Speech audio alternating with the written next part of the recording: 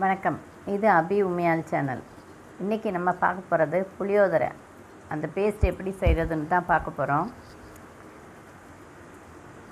உங்களுக்கு இந்த வீடியோ பிடிச்சிருந்ததுன்னா லைக் பண்ணுங்கள், சப்ஸ்கிரைப் பண்ணலைன்னா சப்ஸ்கிரைப் பண்ணிக்கோங்க, அப்படியே பெல் பட்டனையும் கிளிக் பண்ணிக்கோங்க.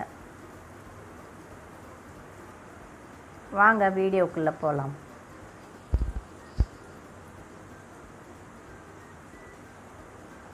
இப்போ அதுக்கு பவுடர் ரெடி பண்ணிக்கணும். உளுந்தம்பருப்பு ஒரு டேபிள் ஸ்பூன் அதுக்கு எடுத்திருக்கேன்.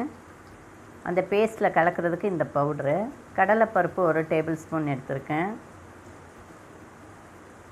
அதுக்கப்புறம் தனியா அது ஒரு ஸ்பூன் எடுத்திருக்கேன். மிளகு ஒரு டேபிள் ஸ்பூன் எடுத்திருக்கேன். அதுக்கப்புறம் வெந்தயம் ஒரு டீஸ்பூன் எடுத்திருக்கேன். இது எல்லாத்தையும் நம்ம வெறும் வாணலியில் வறுத்துக்க போகிறோம். முதல்ல கடலைப்பருப்பை போட்டு நல்லா வறுத்துக்கணும், எண்ணெய் இல்லாமல் வறுக்கணும். இதை பவுடராக பண்ணிவிட்டு நம்ம இந்த புளியோதரை பேஸ்ட்டில் கலந்துக்கணும். அதுக்காக தான் இதை ரெடி பண்ணுறோம். இதை வறுத்தாச்சு கடலைப்பருப்பு. அடுத்து உளுந்தம்பருப்பை போட்டுக்கலாம். உளுந்தம்பருப்பை வறுக்கையிலே அதோடையே மிளகாயும் போட்டு வறுத்துக்கலாம். நான் காரத்துக்கு 3 மிளகாய் தான் போட்டிருக்கேன். நீங்கள் உங்களுக்கு வேணும்னா கூட போட்டுக்கலாம்.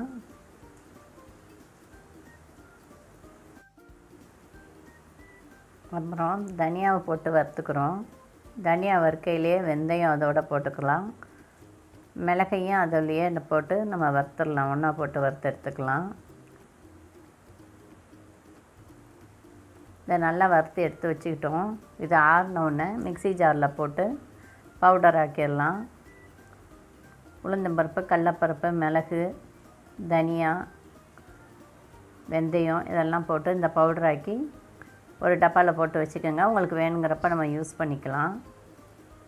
இப்போ புளியோதரை பேஸ்ட் எப்படி பண்ணுறதுன்னு பார்க்க போகிறோம். புளி 2 பெரிய எலுமிச்சம்பழம் சைஸ்க்கு எடுத்து தண்ணியில் ஊற வச்சுக்கணும்.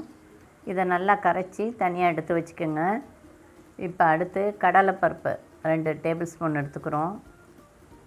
இதெல்லாம் தாளிக்கிறதுக்கு நமக்கு வேணும். அதே மாதிரி மிளகாய் நான் 6 மிளகாய் எடுத்திருக்கேன். நீங்கள் உங்களுக்கு எவ்வளோ வேணுமோ அவ்வளோ எடுத்துக்கோங்க. இதை 2ஆக கட் பண்ணி போட்டுக்கணும். உளுந்தம்பருப்பு அதுவும் அதே மாதிரி எடுத்திருக்கேன். கடுகு அதுவும் எடுத்திருக்கேன். கடுகு தாளிக்கிறதுக்கு வெந்தயம் எடுத்திருக்கு. கடுகு, வெந்தயம், உளுந்தம்பருப்பு, கடலைப்பருப்புலாம் தாளிக்கிறதுக்கு பெருங்காய பவுடர் 1 ஸ்பூன் எடுத்திருக்கோம். கண்டிப்பாக போடணும். அதுக்கு இதுக்கு நல்லெண்ணெய் தான் யூஸ் பண்ணணும் நம்ம கண்டிப்பாக. இப்போ கடுகு போட்டுட்டோம். கடுகு போட்டு அதை நல்லா வெடிக்கணும். அது வெடித்ததுக்கப்புறம் கடலைப்பருப்பை போடுறோம். கடலைப்பருப்பை போட்டு அது கொஞ்சம் நல்லா வறுக்கட்டும்.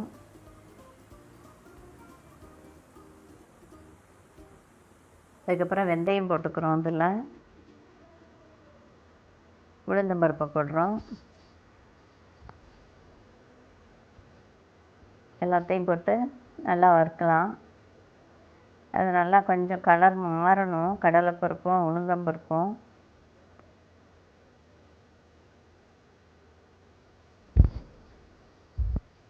இப்போ அதில் மிளகாயை போடுறோம். மிளகாயை 2 உடச்சி நம்ம போட்டுக்கலாம்.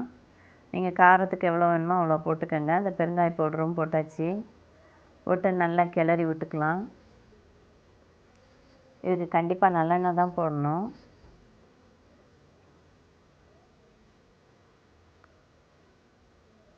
இப்போ இதில் நம்ம மஞ்சத்தூள் போட போகிறோம். மஞ்சத்தூள் 1 டீஸ்பூன் போட்டுக்குவோம்.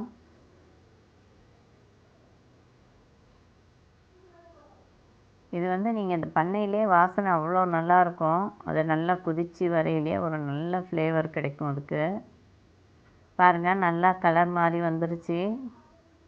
கடலைப்பருப்பு, உளுந்தம்பருப்புலாம் நல்லா இதாகிடுச்சு. இப்போ நம்ம கருவேப்பிலையை போடுறோம்.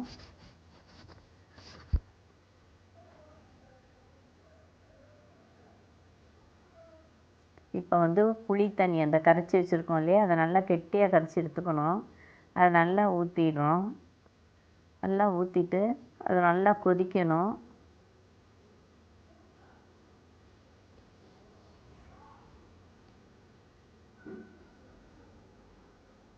புளி நல்லா கொதிக்கட்டும். இப்போ நல்லா ஃபுல் ஃப்ளேமில் வச்சுக்கோங்க. அடுப்பு நல்லா ஃபுல்லாகவே இருக்கட்டும்.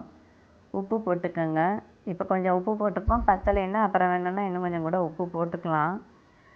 இது வந்து நல்லா கொதித்து வரணும். நீங்கள் வந்து இந்த புளியோதரை பேஸ்ட்டு வந்து 1 மாதம் வரையும் இருக்கும். இப்போது நம்ம இப்போ மழை காலமாக இருக்குது, செஞ்சு வச்சுக்கிட்டோம், ஒரு நாள் குழம்பு வைக்க முடியலன்னா அப்போ இதை எடுத்து நம்ம யூஸ் பண்ணிக்கலாம். சாதத்தை வடிச்சிட்டு இந்த பேஸ்ட்டை நல்லா சூடு பண்ணிக்கிட்டு அந்த சாதத்தில் அந்த பவுட்ரு செஞ்சு வச்சுருக்கோம் இல்லையா, அதையும் போட்டு நல்லெண்ணெய் 1 ஸ்பூன் போட்டு அந்த பவுடரும் போட்டு இந்த பேஸ்ட்டையும் 1 ஸ்பூன் போட்டு நல்லா பிசைஞ்சு சாப்பிட்லாம். இல்லை மொத்தமாக சாதத்தில் கலக்கிறதுனாலும் கலக்கிக்கலாம். இப்போ ஊருக்கு போகிறோம், அப்போ இதை எடுத்துகிட்டு போகலாம். இந்த இது இருந்ததுன்னா சாதமாக கட்டி சாதமாக செஞ்சு எடுத்துக்கலாம். நம்ம கட்டி சாதம்லாம் அவ்வளோ நல்லாயிருக்கும். கட்டி சாதத்துக்கு துவையல் ரொம்ப நல்லாயிருக்கும். பாருங்கள், நல்லா இந்த புளி வந்து நல்லா கெட்டியாகி வந்துக்கிட்டு இருக்கு.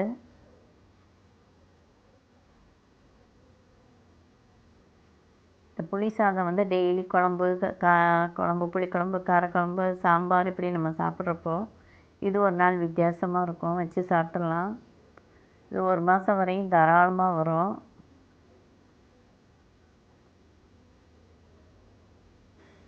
இது இருந்ததுன்னா நம்ம அவசரம் வெளியே போயிட்டு வந்தோம், குழம்பு வைக்க முடியலன்னா அப்போ வந்து இதை எடுத்து நம்ம யூஸ் பண்ணிக்கலாம்.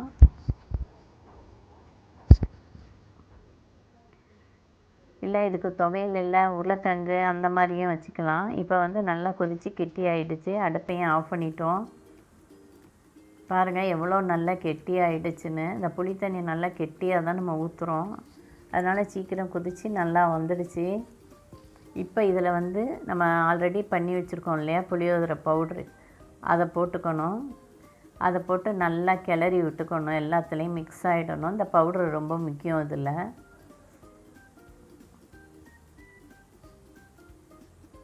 இப்போ வந்து புளியோதரை ரெடி.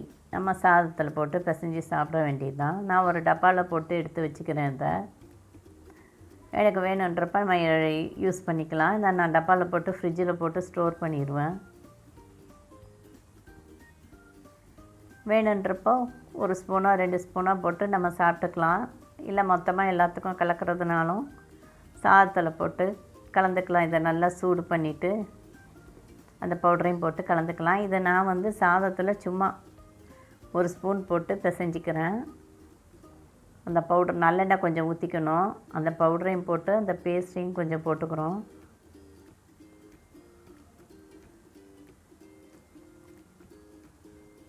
போட்டு சாதத்தை கொஞ்சம் பிசைஞ்சிக்கலாம். இது வந்து நல்லா கொதிக்கையிலே உங்களுக்கு அப்படி ஒரு வாசனையாக இருக்கும். ரொம்ப நல்லாயிருக்கும், சாப்பிட்றதுக்கும் ரொம்ப நல்லாயிருக்கும். அது உங்களுக்கு பேஸ்ட் பத்தலைன்னா கூட இன்னும் கொஞ்சம் கூட போட்டுக்கலாம். பாருங்கள் எப்படியே நல்லா வந்திருக்குன்னு. இந்த வீடியோ பிடிச்சிருந்தால் லைக் பண்ணுங்கள், சப்ஸ்கிரைப் பண்ணலைன்னா சப்ஸ்கிரைப் பண்ணிக்கோங்க. அப்படியே பெல் பட்டனை கிளிக் பண்ணிக்கோங்க. அப்போ தான் நான் போடுற வீடியோலாம் ஒன்றுக்கு ஒன்றா உங்களுக்கு வரும். எப்படி இருக்குன்னு பார்த்துட்டு கமெண்ட்டில் சொல்லுங்கள். நன்றி, வணக்கம்.